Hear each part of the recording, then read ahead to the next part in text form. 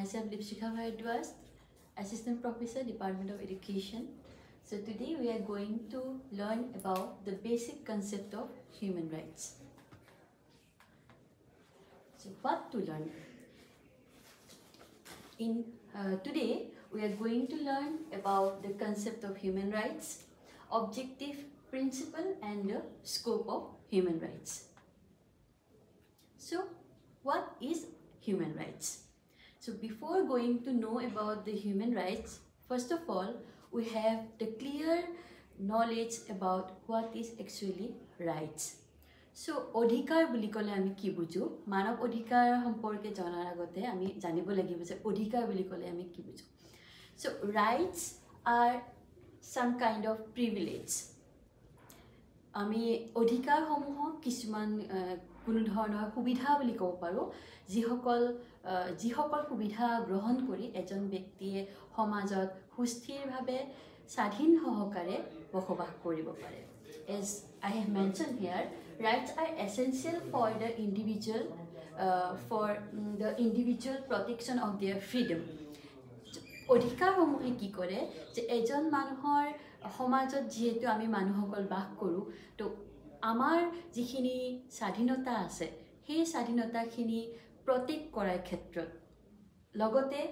Maintain social order and justice লগতে সমাজৰ যিখিনি সোশ্যাল অৰ্ডাৰ আছে নিয়ম নীতি আছে সেইখিনি মেইনটেইন কৰি ৰখাৰ ক্ষেত্ৰত আমাক সদায় অধিকাৰে সহায় কৰে এতিয়া যেহেতু আমি অধিকাৰৰ বিষয়ে গম পালো সো বিভিন্ন ধৰণৰ অধিকাৰ আছে For example, there are social rights, for example, legal rights, and one is important, which is human rights. বিভিন্ন ধৰণৰ অধিকাৰ আমাৰ আছে যেনেকৈ আমি অলপতে ক'লো যে সামাজিক অধিকাৰ আইনগত অধিকাৰ আৰু তাৰ ভিতৰত মানৱ অধিকাৰ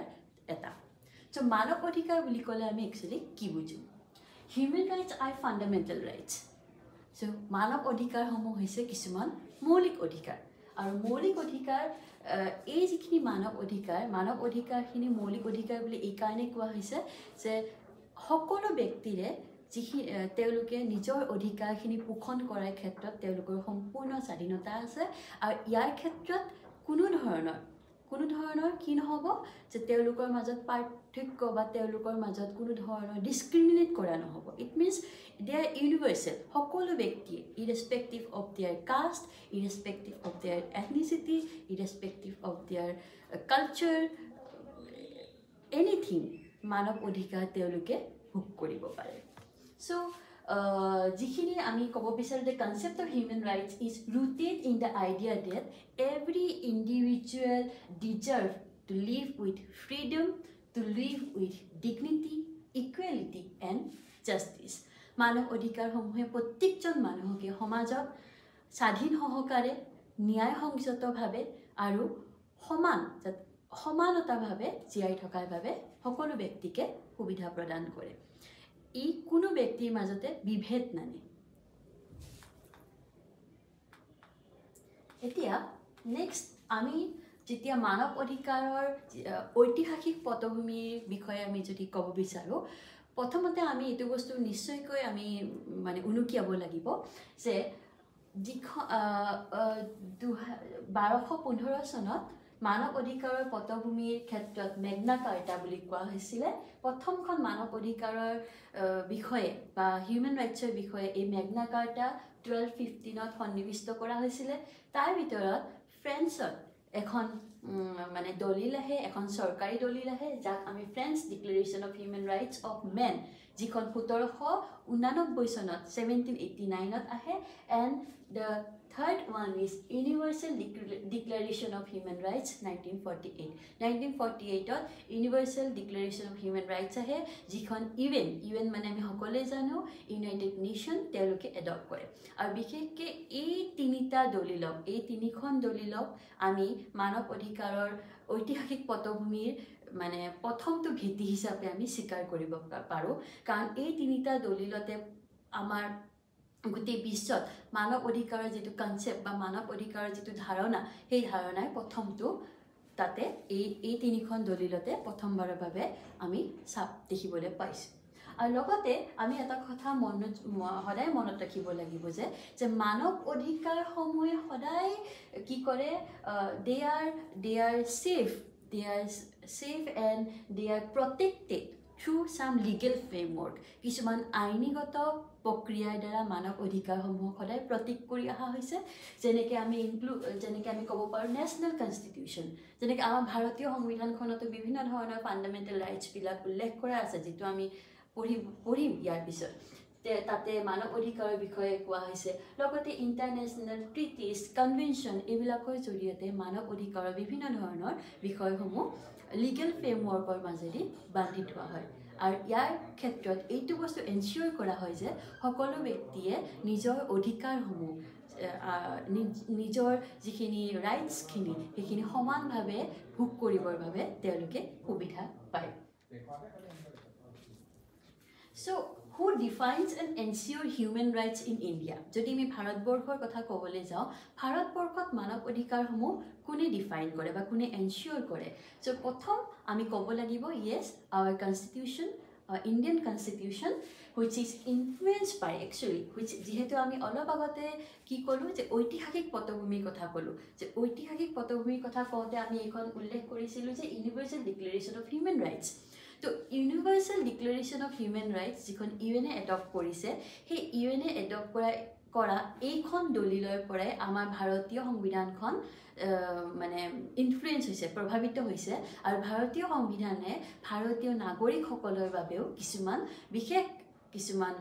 মানৱ অধিকাৰৰ কথা তেওঁলোকে উল্লেখ কৰিছে আৰু তাৰে ভিতৰত আমি যাক ক'ব পাৰোঁ ফাণ্ডামেণ্টেল ৰাইটছ তো ফাণ্ডামেণ্টেল ৰাইটছখিনি আৰ্টিকল 12ৰ পৰা আৰ্টিকল 35লৈকে গোটেইখিনি তাতে আমাৰ ভাৰতীয় সংবিধানত সন্নিৱিষ্ট হৈ আছে যিটো আমি সততে পাই থাকোঁ এই ফাণ্ডামেণ্টেল ৰাইটছবিলাকৰ বিষয়ে যে নম্বৰ 1টো হৈছে right to equality article 14 to 18 তো ভাৰতীয় সংবিধানৰ আৰ্টিকল 14 to 18ৰ কি আছে যে ৰাইট টু ইকুৱেলিটি মানে হৈছে সমতাৰ অধিকাৰ সকলো মানুহে সমানভাৱে তেওঁলোকৰ মাজত কোনো ধৰণৰ ভেদাভেদ নোহোৱাকৈ irrespective of anything caste creed sex everyone deserve to live in a equal way সেইটো কোৱা হৈছে নেক্সটটো হৈছে ৰাইট টু ফ্ৰীডম সকলো ব্যক্তিয়ে স্বাধীনভাৱে স্বাধীনতাৰ অধিকাৰ বুলি আমি কওঁ স্বাধীনচেতিয়াভাৱে জীয়াই থকাৰ অধিকাৰ আছে সেইটো আৰ্টিকল 19 আৰ্টিকল 22ত সন্নিৱিষ্ট হৈ আছে তাৰপিছত ৰাইট এগেইনষ্ট এক্সপ্লইটেশ্যন শোষণৰ বিৰুদ্ধে অধিকাৰ right to freedom of religion ধৰ্মৰ ক্ষেত্ৰত যে কোনো মানুহক তেওঁলোকৰ নিজৰ ধৰ্মৰ ক্ষেত্ৰত বা তেওঁলোকৰ অন্য ধৰ্ম গ্ৰহণ কৰাৰ ক্ষেত্ৰত কেতিয়াও আমি তেওঁলোকক ডিপ্ৰাইভ কৰিব নোৱাৰোঁ সেইকাৰণে এটা হৈছে right to freedom of religion ধৰ্মীয় ক্ষেত্ৰত অধিকাৰ কালচাৰেল এণ্ড এডুকেশ্যনেল ৰাইট সাংস্কৃতিক এণ্ড শৈক্ষিক যিটো আমাৰ শিক্ষাৰ ক্ষেত্ৰত যিটো আমাৰ অধিকাৰ article 29 and 30 and right to constitutional remedies article 32 চ' বিশেষকৈ এই যিকেইটা মই 6টা ৰাইটৰ বিষয়ে ক'লোঁ সেই 6টা ৰাইট ফাণ্ডামেণ্টেল ৰাইট হিচাপে ভাৰতীয় সংবিধানত সন্নিৱিষ্ট হৈ আছে তাৰ উপৰিও আমি যদি চাবলৈ যাওঁ directive principle of state policy যিটো আমাৰ সংবিধানৰ পাৰ্ট 4ত সন্নিৱিষ্ট হৈ আছে যিয়ে বিশেষকৈ সামাজিক আৰু যিখিনি অৰ্থনৈতিক জাষ্টিছ বা ন্যায়ৰ বিষয়ে কয় যেনেকৈ সামাজিক আৰু অৰ্থনৈতিক ন্যায় বুলি ক'লে আমি বিশেষকৈ আমি ক'ব পাৰোঁ শিক্ষাৰ লগত যেনেকৈ হেল্থৰ লগত ফেয়াৰ টু লাভলিহুড এইখিনি আমি তাতে উল্লেখ কৰিব পাৰোঁ নেক্সটটো হৈছে the protection of human rights act 1993 ভাৰতবৰ্ষৰ যিহেতু লিগেল ফ্ৰেমৱৰ্কৰ দ্বাৰা প্ৰটেক্ট হৈ থাকে বুলি অলপ আগতে মই উল্লেখ কৰিছোঁ সেইকাৰণে এখন এক্টে গঠন কৰা হৈছে এখন আইন গঠন কৰা হৈছে 1993 চনত যাক আমি the protection of human rights বুলি ক'ব পাৰোঁ আৰু এই প্ৰটেকশ্যন অফ হিউমেন ৰাইটছে কি কৰে ভাৰতবৰ্ষৰ প্ৰত্যেকজন ব্যক্তিকে কেনেকৈ ভায়লেশ্যন বা এনি কাইণ্ড অফ মানে ইনজাষ্টিছৰ পৰা তেওঁলোকক প্ৰটেক্ট কৰে so' that every people live with their rights সকলো মানুহে তেওঁলোকৰ নিজৰ অধিকাৰসমূহ সমানভাৱে ভোগ কৰিব পাৰে লগতে 4 নম্বৰটো হৈছে জুডিচিয়েল ইণ্টাৰপ্ৰিটেশ্যন জুডিচিয়েল ইণ্টাৰপ্ৰিটেশ্যনৰ কথা যেতিয়া আমি ক'বলৈ যাওঁ প্ৰথম আমি সুপ্ৰিম কোৰ্টৰ কথা সকলোৱে জানো যে সুপ্ৰিম কোৰ্ট অফ ইণ্ডিয়াই কি কৰিছিলে যে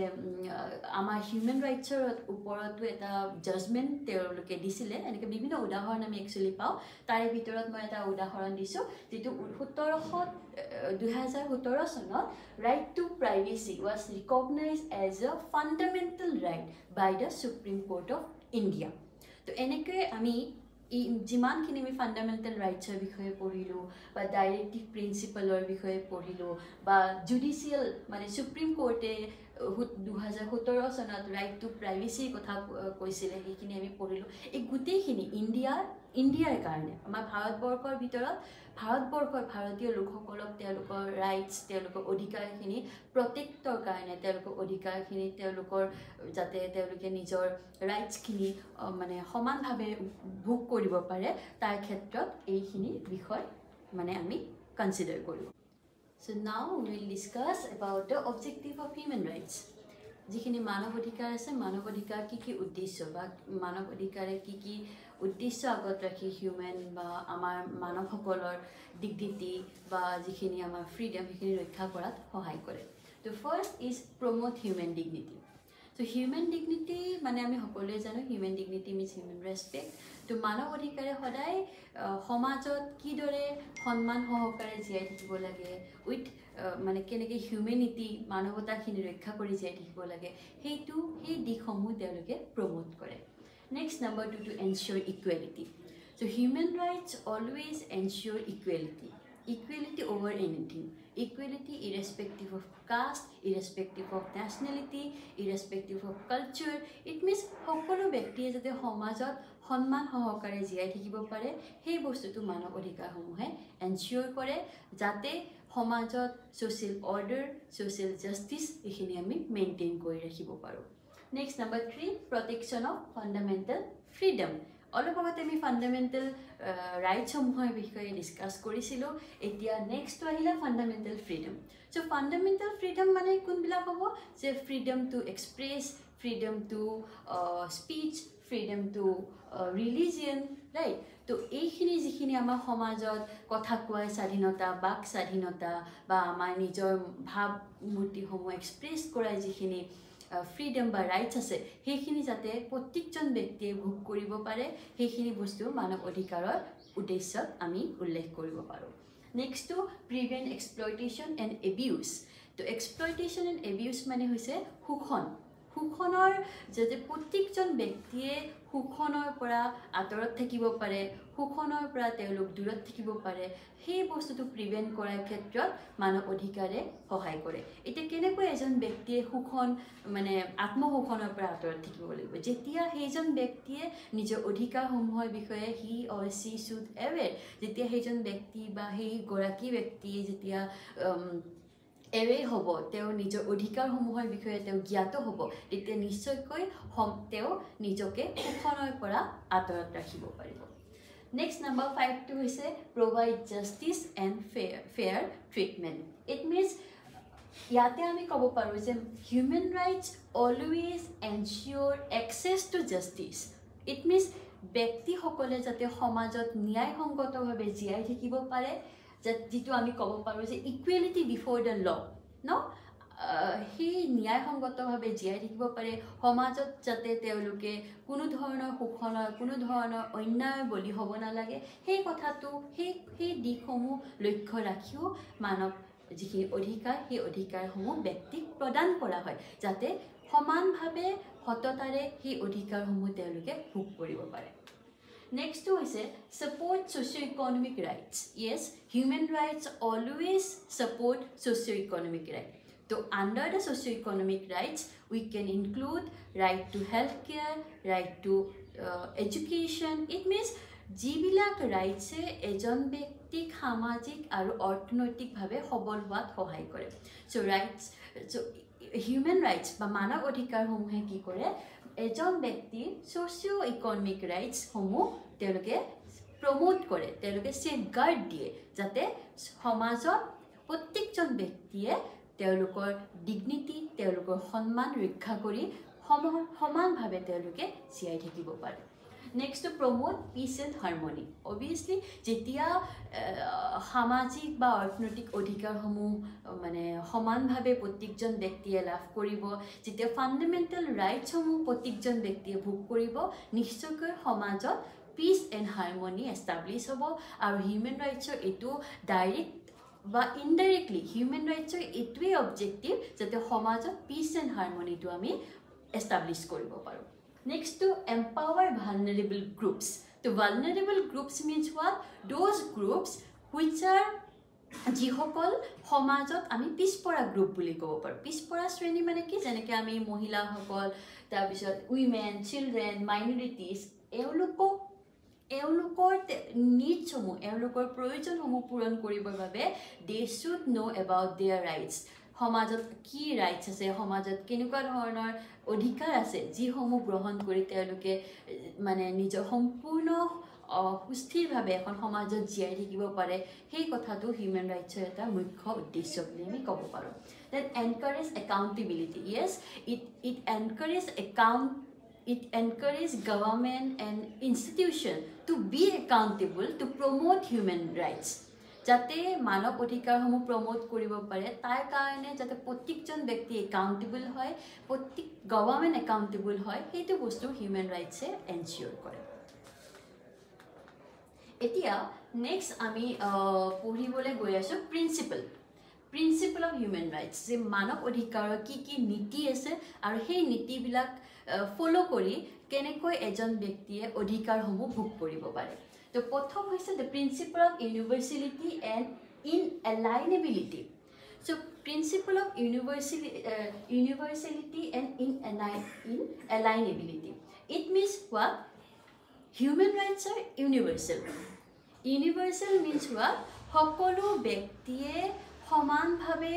মানৱ অধিকাৰসমূহ তেওঁলোকে ভোগ কৰিব পাৰে, irrespective of their caste, irrespective of their gender, irrespective of their culture, irrespective of their social background, anything. সকলো ব্যক্তিয়ে মানৱ অধিকাৰসমূহ ভোগ কৰিব পাৰে। এণ্ড এইটো কথা সদায় আমি জানিব লাগিব যে মানৱ অধিকাৰ human rights can not be taken away. কেতিয়াও আমাৰ পৰা বা কোনো মানুহৰ পৰা অধিকাৰসমূহ মানে দূৰত অধিকাৰসমূহ টেকেন এৱে কৰিব পৰা নাযায়। অধিকাৰসমূহ মানে সকলো ব্যক্তিৰে এইটো অধিকাৰ যে তেওঁ নিজৰ অধিকাৰসমূহ ভোগ কৰিব পাৰিব। কিন্তু এইটো বস্তু আমি জানিব পাৰোঁ যে একচেপ্ট লফুল চাৰ্কামষ্টেঞ্চেছ, কিছুমান আইনগত প্ৰক্ৰিয়াত হয়তো এইটো অকণমান বেলেগ হ'ব পাৰে। যেনেকৈ মই এটা এক্সাম্পল দি দিছোঁ, ইমপ্ৰিজনমেণ্ট আফটাৰ ডিউ লিগেল প্ৰচেছ। যদি এজন ব্যক্তিয়ে যিকোনো ক্ষেত্ৰত যদি জেললৈ যাব লগা হয় বা লিগেল চাৰ্কামষ্টেঞ্চত থাকে, তেতিয়া হয়তো কোনো ক্ষেত্ৰত তেওঁৰ এই অধিকাৰসমূহ খৰ্ব হোৱা দেখিবলৈ পোৱা যায়। কিন্তু সদায় মানৱ অধিকাৰ এইটো কথা মনত ৰাখিব লাগিব যে সমাজত বাস কৰা সকলো মানুহে তেওঁ যোনটো বেকগ্ৰাউণ্ডৰ পৰাই নাহক কিয়, সকলোৰে তেওঁ মানৱ অধিকাৰ ভোগ কৰাৰ সম্পূৰ্ণ স্বাধীনতা আছে। Next, the principle of equality and non discrimination. It means principle of equality and non discrimination মানে যিখিনি আকৌ মই ক'ব বিচাৰিম যে all individuals R equal before the law. সকলো মানুহ আইনৰ চকুত সমান। এণ্ড সকলো মানুহকে হিউমেন ৰাইটছে প্ৰটেক্ট কৰে, তেওঁলোকক প্ৰটেক্ট কৰে, irrespective of their caste, irrespective of their gender, irrespective of their social background, anything. It means সকলো ব্যক্তিৰ ক্ষেত্ৰতে মানৱ অধিকাৰবিলাক সমানভাৱে জাপি দিয়া হয়, যাতে তেওঁলোকে নিজৰ মানৱ অধিকাৰ, তেওঁলোকে নিজৰ অধিকাৰসমূহ সমানভাৱে ভোগ কৰিব পাৰে। আৰু এই ক্ষেত্ৰত কোনো ধৰণৰ ডিছক্ৰিমিনেশ্যন বা পাৰ্থক্য অনা নহয়। আৰু সকলোৰে ক্ষেত্ৰত যাতে ইকুৱেলিটি, সমানভাৱে মানৱ অধিকাৰসমূহ ভোগ কৰিব পাৰে, সেইটো বস্তু আমাৰ ইণ্ডিয়ান কনষ্টিটিউশ্যন, আমাৰ সংবিধানৰ জৰিয়তে বা আমাৰ বিভিন্ন ধৰণৰ আইনী প্ৰক্ৰিয়াৰ দ্বাৰা সেইটো বস্তু এনচিয়ৰ কৰা হয়। নেক্সট টু নাম্বাৰ 3 যদি আমি ক'ব বিচাৰোঁ, the principle of indivisibility and principle of indivisibility and interdependence. It means আমি যিখিনি মানৱ অধিকাৰৰ বিষয়ে কৈ আছোঁ, দে আৰ ইণ্টাৰডিপেণ্ডেঞ্চ। মানে মানৱ অধিকাৰসমূহ এটাৰ লগত এটা জড়িত হৈ থাকে। যেনেকৈ for example right to education and right right to education. So right to education to কিহৰ লগত জড়িত হৈ থাকে লাইক যেনেকৈ আমি ক'লোঁ অলপ আগতে কৈছিলোঁ social ৰাইটৰ লগত জড়িত হৈ থাকে সামাজিক অধিকাৰৰ লগত জড়িত হৈ থাকে যেনে ন ৰাইট পলিটিকেল ৰাইটটো সামাজিক অধিকাৰৰ লগত জড়িত হৈ থাকে তো যিমানখিনি আমাৰ ৰাইট বা যিমানখিনি মানৱ অধিকাৰ আমাৰ আছে সেই বিশেষ ইণ্ডিয়াত সেই গোটেই ৰাইটছখিনি ইটোৱে সিটোৰ লগত কি হৈ থাকে they are interdependent, they are related, ইটোৱে সিটোৰ লগত জড়িত হৈ থাকে এটা অধিকাৰৰ লগত অন্য এটা অধিকাৰ সদায় জড়িত হৈ থাকে so the principle of accountability and rule of law তো এই ক্ষেত্ৰত এইটো যেটো প্ৰিন্সিপলৰ কথা ক'বলৈ গৈ আছো মই principle of accountability and rule of law it means the government and institution means যিখিনি আইনী যিখিনি আমাৰ প্ৰতিষ্ঠান থাকে they are accountable to protect the human rights of the individual মানৱ সমাজৰ যিখিনি মানৱ অধিকাৰ আছে সেই অধিকাৰখিনি প্ৰটেক্ট কৰাৰ ক্ষেত্ৰত গভৰ্ণমেণ্ট বা ইনষ্টিটিউচন বিলাক কি হৈ থাকে they are accountable তেওঁলোক ৰেসপন্সিবল হৈ থাকে right যেনেকৈ অলপ আগতে মই ক'লোঁ তোমালোকক যে যিখিনি আমাৰ ইণ্ডিয়ান কনষ্টিটিউচনে যিখিনি আমাক ৰাইটছ দিছে ফাণ্ডামেণ্টেল ৰাইটছ হিচাপে সেই ৰাইটছখিনি প্ৰত্যেকজন ব্যক্তিয়ে সমানভাৱে উপভোগ কৰিব পাৰিছেনে নাই বা ভোগ কৰিব পাৰিছেনে নাই সেইখিনি চোৱা বা কাৰোবাৰ ৰাইটছখিনি খৰ্ব হৈছে নেকি সেইখিনি দিশটো চোৱাৰ সম্পূৰ্ণ একাউণ্টেবল হৈ থাকে গভৰ্ণমেণ্ট ঠিক আছে তো এই গভৰ্ণমেণ্টৰ এইটো প্ৰিন্সিপলত হেতু কথাই কোৱা হৈছে যে government or any other institution they are accountable to respect to protect and to fulfil the human rights of the individual living in the society সমাজত বাস কৰা প্ৰত্যেকজন ব্যক্তিৰে মানৱ অধিকাৰসমূহ যাতে তেওঁলোকে ৰেসপেক্ট কৰে তেওঁলোকে প্ৰমোট কৰে এণ্ড তেওঁলোকে ফুলফিল কৰে Next to number 5 is principle of transparency and access to information. The principle of transparency and access to information আমি কি ক'ব পাৰো যে যিখিনি আমাৰ হিউম্যান ৰাইটছৰ ক্ষেত্ৰত যিখিনি ইনফৰমেশন আছে বা যিখিনি আইনগত প্ৰক্ৰিয়া আছে সেই গোটেই প্ৰক্ৰিয়া বা সেই গোটেই ইনফৰমেশনখিনি every individual deserve to know every citizen deserve to know ভাৰতবৰ্ষৰ যিমানখিনি নাগৰিক বা যিমানখিনি নাগৰিক আছে সকলো নাগৰিকে জানিব লাগে তেওঁলোকৰ ৰাইটছ কি তেওঁলোকৰ হিউম্যান ৰাইটছ কি আছে বা লিগেলি তেওঁলোকে কেনেকুৱা ধৰণৰ তেওঁলোকে অধিকাৰসমূহ ভোগ কৰিব পাৰে এইখিনি তেওঁলোকে জনাটো দৰকাৰ যাতে যিয়ে এনশিওৰ কৰে accountability and Foster trust in individual authority যিয়ে কি কৰে যে চৰকাৰ বা লিগেল ফ্ৰেমৱৰ্কৰ লগত সাধাৰণ জনসাধাৰণৰ যিটো বিশ্বাস বা যিটো সম্পৰ্ক এই সম্পৰ্কটো তেওঁলোকে কি কৰিব দৃঢ় কৰিব So now we are going to learn about the scope of human rights. To scope মানে আমি কি বুঝো scope is the content area covered by a particular topic right to scope of human rights বা মানৱ অধিকাৰৰ যেটা পৰিসৰ বুলি ক'লে আমি কি বুঝো যে প্ৰথমটো হৈছে civil and political rights তো যিখিনি সিভিল বা পলিটিক্যাল বা যিখিনি ৰাজনৈতিক অধিকাৰ আছে সেই অধিকাৰসমূহ মানৱ অধিকাৰৰ ভিতৰত আহে তো ৰাজনৈতিক অধিকাৰ বুলি ক'লে আমি কোনবিলাক বুঝো যেনেকৈ মই ইয়াতে এক্সাম্পল দি বুজাইছো যে right to life right to liberty, right to personal security. These are the civil right. তুমি যদি এগৰাকী নাগৰিক হিচাপে জীয়াই আছা then you have this kind of right. Right? Then freedom of speech, freedom of religion, right to equality before the law. These are some civil and political right and they are included under the human rights. Right? The number 2 is economic and social and cultural right. Right.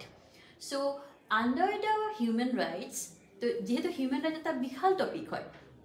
right to number 2 is hoise অৰ্থনৈতিক সামাজিক আৰু সাংস্কৃতিক অধিকাৰ তো যদি আমি অৰ্থনৈতিক সামাজিক আৰু সাংস্কৃতিক অধিকাৰৰ বিষয়ে ক'বলৈ যাওঁ কোনবিলাক অধিকাৰ আহিব যেনেকৈ right to work right to fair wages it means সকলো ব্যক্তিয়ে সমানভাৱে মজুৰি পোৱাৰ অধিকাৰ right and safe working condition right to education and health care right to social security housing and adequate standard of living these are considered as a economic social and cultural right that a human possess as a human to live in a society. যদি এখন সমাজত জীয়াই আছো মোৰ অৰ্থনৈতিক বা মোৰ সামাজিক ৰাইট বিলাক যদি মই ভোগ কৰি আছো তেতিয়া হলে আমি এইখিনি ৰাইট আমি কনসিডাৰ কৰিব লাগিব next environmental right so environmental right yes it is very important because it is emerging as a key focus these rights emphasize environmental protection for present and future generation আমি আজিকালি তো এটো environmental protection এটো ডাঙৰ এটা issue হয় with world wide আমি মানে পৰিবেশ সুৰক্ষাৰ ক্ষেত্ৰত বিভিন্ন অৰ্গানাইজেশন গভৰ্নমেন্ট এনজিও বিলাকে কাম কৰি আছে তো যেতিয়া আমি এনভায়ৰনমেন্টাল ৰাইটছৰ বিষয়ে ক'বলৈ যাওঁ এটোৱে কি এই বিষয়টোৱে কি বুজাইছে যে এনভায়ৰনমেন্টাল প্ৰটেকশন পৰিবেশ সুৰক্ষাৰ ক্ষেত্ৰত বৰ্তমান আৰু ভৱিষ্যত প্ৰজন্মই কিদৰে কাম কৰি আছে তাৰ ভিতৰত কোনবিলাক আহিব right to clean air and water right সকলো মানুহে সকলো ব্যক্তিয়ে মানে শুদ্ধ বায়ু বা শুদ্ধ পানী যেটো যোগান হেতু পোৱাটো জৰুৰী right to participate in environmental decision making right these are considered as a environmental rights next right of vulnerable groups the vulnerable groups are বিষয়ে মই অলপ আগতে তোমালোকক জনাইছো যে সমাজৰ হিসকল বা হেই শ্ৰেণীৰ মানুহ যিয়ে সঘনে আমি পিছপৰা শ্ৰেণী বুলি যেনেকৈ উইমেন চাইল্ড ৰাইট তো তেওঁলোকৰ কাৰণে ৰাইটছ কোনবিলাক হ'ব women rights women rights are under gender equality ahibo reproductive rights ahibo then rights of children protection from the exploitation jeneke ami hiku shramikor kotha kobole jao jetia ejon hiku shramik bibhinno dhoroner enukwa telokor legal boyokhor tolat teloke kaam kori thake tetia hole it means telokor rights to khorbo hoise telokor jitu right to education he odhikar tur pora telok durot ahise hone nohoy to hetu hukhon mane protection from exploitation telokor logot hukhon hoy ase right তো এই হুখনৰ পৰা তেওঁলোকক দূৰত ৰাখিবৰ কাৰণে তেওঁলোক protect কৰিবৰ কাৰণে ৰাইট মানে ৰাইট টু চিলড্ৰেন তাৰ আন্ডাৰত বিভিন্ন ধৰণৰ ৰাইট আহে then right of minorities indigenous people refugees and people with disability these will be considered under the vulnerable groups then next is universal scope to universal scope বুলি ক'লে এইটো কথাই আমি বুজিম যে human rights are universally applied for everyone সকলো ব্যক্তিয়ে মানে যেটো মই অলপ আগতে বৈশিষ্ট্যটো তোমালোকক কৈ আহিছিলো সকলো ব্যক্তিয়ে মানে মানৱ অধিকাৰসমূহ ভোগ কৰা অধিকাৰ আছে তেওঁলোকৰ right irrespective of nationality gender anything so এই যিখিনি মানৱ অধিকাৰ সকলো ব্যক্তিকে প্ৰদান কৰা হৈছে তাৰে মেইন ফ্ৰেমৱৰ্কটো কোনে বনাইছে Universal Declaration of Human Rights which is adopted by UN adopt korise Universal Declaration of Human Rights right aru logote kisman treaties kisman government treaties jeneke International Covenant of Civil and Political Rights and International Covenant on Economic Social and Cultural Rights ei hokole universally গোটেই বিশ্ব ব্ৰহ্মাণ্ডত সকলো ব্যক্তিয়ে যাতে সমানভাৱে মানে তেওঁলোকৰ অধিকাৰসমূহ ভোগ কৰিব লাগে সেই কথাটো তেওঁলোকে এনশিওৰ কৰে ঠিক আছে তো এইখিনি এনেকৈ আমি আমাৰ গুটি স্কোপখিনি আমি আলোচনা কৰিব পাৰোঁ ধন্যবাদ থেংক ইউ